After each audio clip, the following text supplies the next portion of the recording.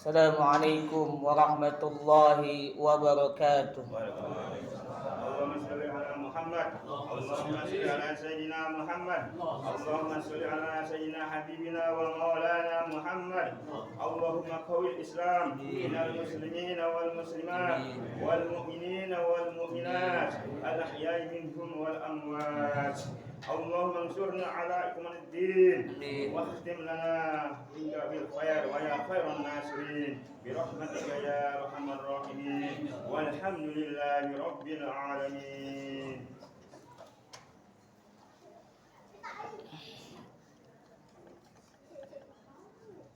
Alhamdulillahilladzi faddalana ala katsirin min ibadihi al-mu'minin.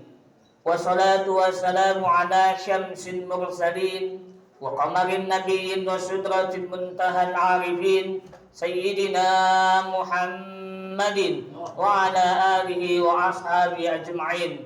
Asyhadu an la ilaha illallah wahdahu la syarika lah wa asyhadu anna Muhammadan abduhu wa rasuluhu la nabiyya ba'dah. Allahumma salli wa sallim wa barik ala sayyidina Muhammad wa ala ali sayyidina Muhammad. Amma ba'du.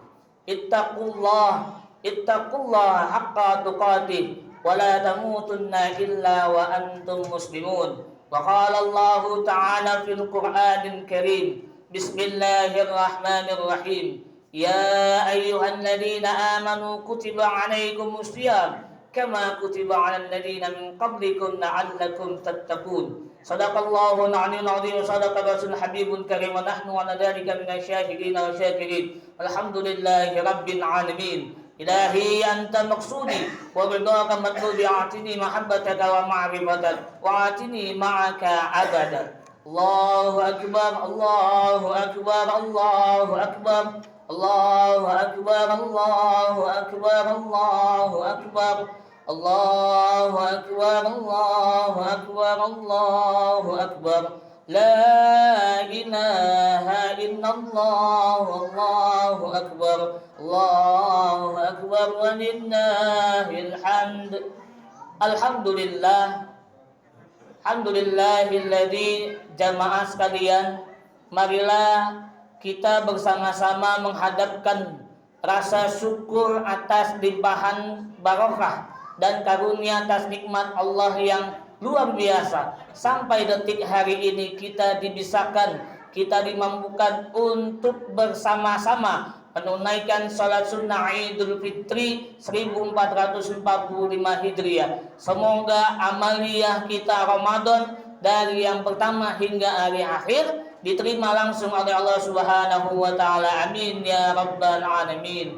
Terutama nikmat yang wajib kita syukuri atas nikmat iman, Islam dan ihsan, dan tidak ada waktu lagi untuk tidak bersyukur kepada Allah Subhanahu wa taala. Salawat beriring salam semoga terlimpah curahkan kepada junjungan kita baginda Rasulullah Muhammad sallallahu alaihi wasallam beserta keluarganya, sahabatnya serta aulia Allah dan para pengikutnya hingga hari akhir. Hadirin sidang salat Id yang berbahagia. Sebelum materi khatib ini saya sampaikan, saya mengajak para hadirin sekalian, kita bersama-sama meningkatkan kualitas iman dan takwa kepada Allah Subhanahu wa taala.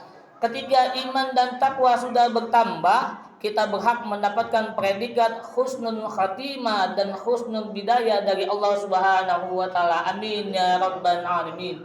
Allahu akbar, Allahu akbar, Allahu akbar. La ilaha illallah, Allahu akbar. Allahu akbar, walillahil hamd.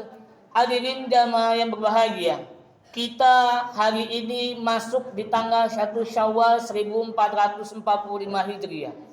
Dan Allah sudah menegaskan kepada kita semua di dalam surat Al-Baqarah ayat 183. Surat ini adalah surat yang populer di bulan Ramadan. Dan ada hadis satu lagi yang populer juga ketika Ramadan. Apa hadisnya? Bahwasannya puasa itu terbagi menjadi 3 bagian, yaitu rahmah, kasih sayang, kedua ampunan, ketiga ada pembebasan api neraka. Hadirin jamaah sekalian, perlu kita ketahui bahwasannya Ramadan itu adalah investasi yang berharga buat kita. Apa investasi yang berharga? Pertama adalah investasi kesehatan. Yang kedua adalah investasi di hadapan Allah. Apa maksudnya? Investasi kesehatan. Rasul bersabda kepada kita semua, summu tasihu, berpuasalah kalian sehingga kalian sehat. Apa yang membuat orang itu setelah puasa Ramadan selama 29 hari atau 30 hari itu langsung sakit? Apa yang menyebabkan langsung sakit? Apa karena puasanya? Bukan. Tetapi karena pola ketika berbuka puasanya kita terlalu berlebihan. Dan itulah yang membuat kita sakit ketika sudah selesai Ramadan. Hadirin sidang salat Id yang berbahagia. Allahu akbar, Allahu akbar, Allahu akbar. La ilaha illallah, Allahu akbar walillahil hamd. Dan Ramadan ini mengajarkan kepada kita menjadi orang yang bertakwa. Di kalimat terakhirnya Allah menyampaikan kepada kita yaitu la'allakum tattaqun. Apa iya kita termasuk orang bertakwa? Belum. Kita baru sampai derajat beriman, belum sampai derajat takwa. Bagaimana caranya mencapai derajat takwa itu? Kita lihat surat Ali Imran ayat 133. Wasari'u ila maghfiratin min rabbikum wa jannatin arduhas samawati wal ardh uiddat lil muttaqin. Antara surat Ali Imran ayat 133 ini dengan surat Al-Baqarah ayat 183 ini mempunyai kolerasi. Korelasinya apa?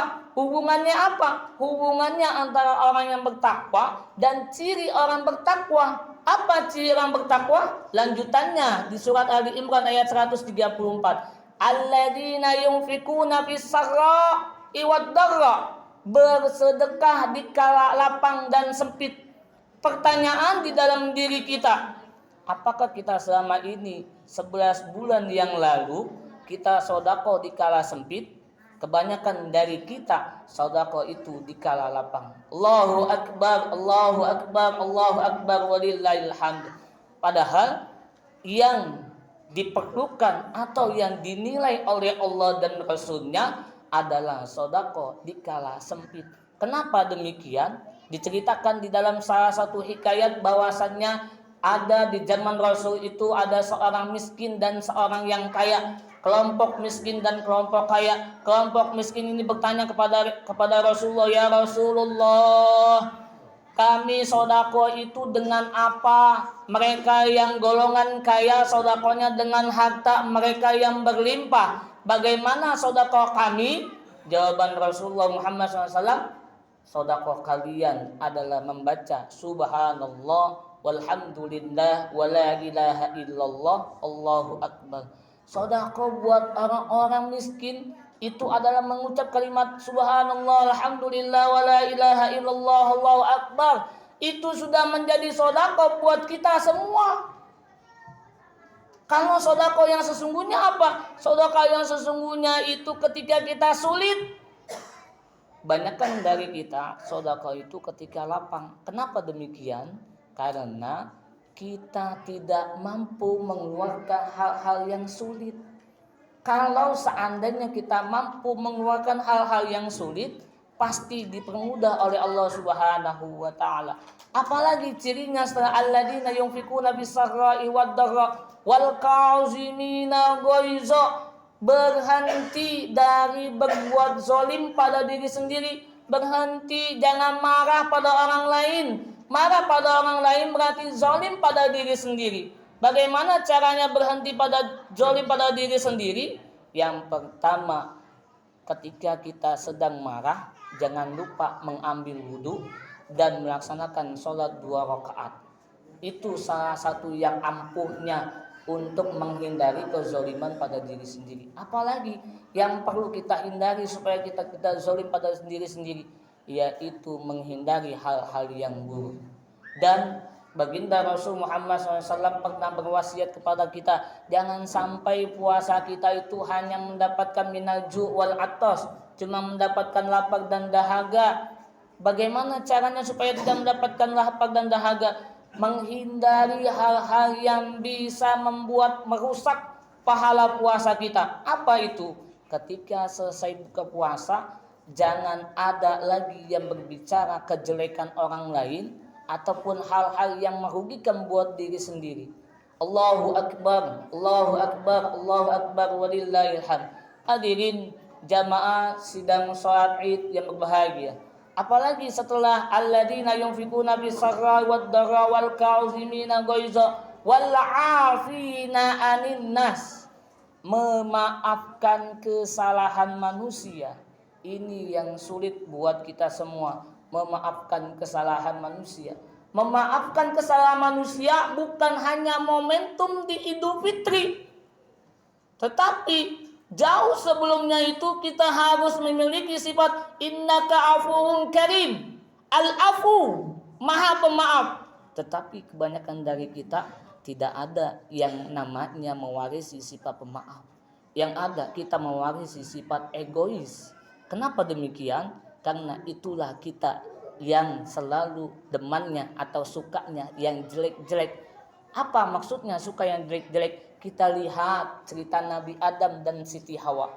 Nabi Adam dan Siti Hawa dipersilakan tinggal selamanya di surga. Tetapi jangan sekali-sekali mendekati pohon ini atau makan buah ini. Tetapi ketika itu Siti Hawa melanggar perintah Allah dan turunlah Nabi Adam dan Siti Hawa ke muka bumi.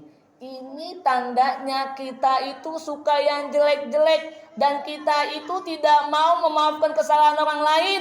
Kalau orang lain itu tidak mau mulai duluan memaafkan kita. Padahal lebih bagus kita memaafkan kesalahan orang lain walaupun dia salah kepada kita, kita duluanlah yang meminta maaf. Karena apa? Orang yang meminta maaf terlebih dahulu pahalanya lebih besar daripada orang yang meminta maaf pada kita. Hadirin jamaah sekalian, perlu kita ketahui pula bahwasannya di dalam Ramadan itu ada kita merayakan 5 kemenangan. Apa 5 kemenangan itu? Pertama, la'allakum tattaqun, nuzulul Quran, Lailatul Qadar, Idul Fitri, dan terakhir minal aizin. La'allakum tattaqun yang tadi disampaikan oleh khatib, kita tidak akan bisa mencapai derajat takwa kalau hal-hal yang jelek itu masih nempel di kita. Setelah sudah masuk la'allakum tattaqun, nuzulul Quran. Nuzulul Quran itu adalah ketetapan buat kita semua. Agar apa? Agar kita meresapi apa yang disampaikan oleh Allah melalui baginda Rasul Muhammad SAW. Kita tidak akan pernah tahu kalau tidak ada yang mengajari kita tentang bagaimana sifat Allah kalau bukan dari para ulama. Banyakkan dari kita ada yang belajar ilmu yang tidak sesuai dengan tuntunan Rasul. Makanya Rasul bersabda, "Man amila amalan laisa alaihi fahuwa raddu." Barang siapa yang melakukan amal perbuatan yang tidak sesuai dengan contohku, maka dia tertolak. Yang tertolak bukan amal itunya. Yang bikin tertolak adalah dia punya kalbu masih merasa benar sendiri. Itu yang repot. Ketika sudah masuk ke nuzulul Quran, Allah menetapkan nuzulul Quran itu di tanggal 17. Dan Allah menetapkan Quran itu di Gua Hiro. Apa yang disampaikan terlebih dahulu oleh Allah kepada malaikat Jibril dan sampai kepada baginda Rasul, Iqra bismi rabbikal ladzi khalaq, khalaqal insana min 'alaq, Iqra wa rabbukal akram, alladzi 'allama bil qalam, 'allamal insana ma lam ya'lam.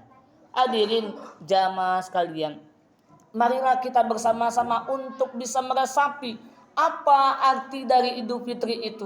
Dan 5 kemenangan ini setelahnya nuzulul Quran Lailatul Qadar. Lailatul Qadar itu tidak akan sampai kepada kita kalau kita tidak berusaha.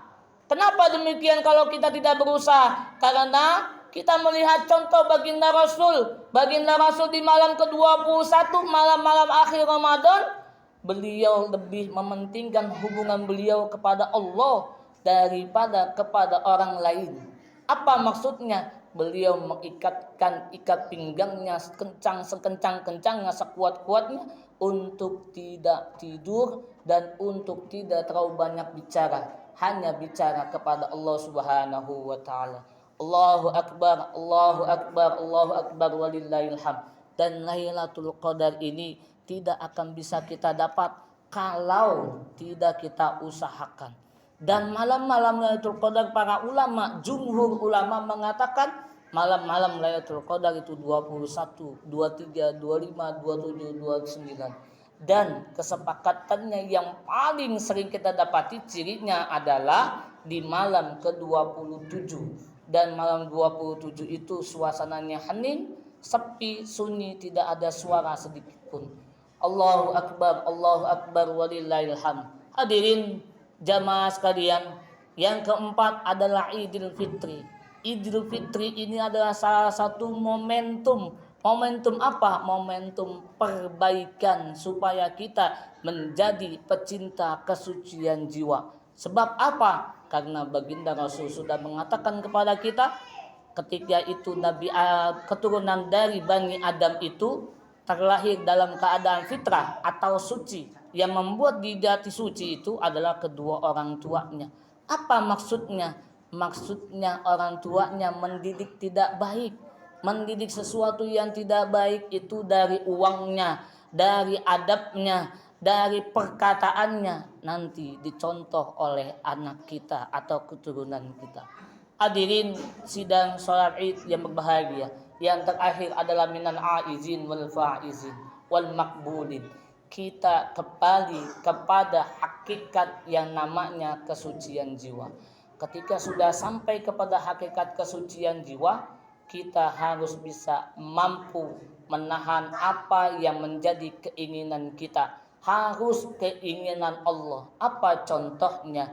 Yaitu pasrah apa yang diberikan oleh Allah, terima apa yang dikatakan oleh Allah melalui firman Allah dan melalui kejadian-kejadian yang kita alami. Allahu akbar, Allahu akbar, Allahu akbar walillahil hamd. Hadirin sidang sholat Idul Fitri yang berbahagia, marilah kita bersama-sama untuk menjadikan Idul Fitri ini bukan hanya hari ini saja, dan kita jadikan 11 bulan yang akan datang menjadi Ramadan untuk selamanya sampai kita berpulang kepada Allah. Bagaimana caranya menjadikan 11 bulan itu menjadi bulan Ramadan selamanya? Kita biasakan amaliyah Ramadan itu dibawa ke 11 bulan yang akan datang. Apa amaliyah di bulan Ramadan itu? Melaksanakan sholat di awal waktu. Sebelum masuk azan kita sudah memegang wudhu atau sudah wudhu dan melaksanakan sholat 2 rakaat, yaitu sholat syukur wudhu, supaya kita mendapatkan keberkahan. Dan janji para ulama, termasuk ulama sufi, mengatakan orang yang selalu mendahulukan atau orang yang mendawamkan wudhu dan melaksanakan sholat di awal waktu, dia tidak akan miskin selamanya.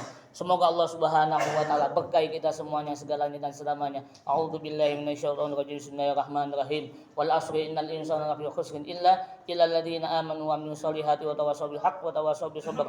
Barakallahu li wa lakum fil Qur'anil karim wa nafa'ani wa iyyakum bima fihi minal ayati wa dzikril hakim. Aku qad hadzal fastaghfiru innahu huwal ghafurur rahim. اللهم صل على سيدنا محمد وعلى آله سيدنا محمد.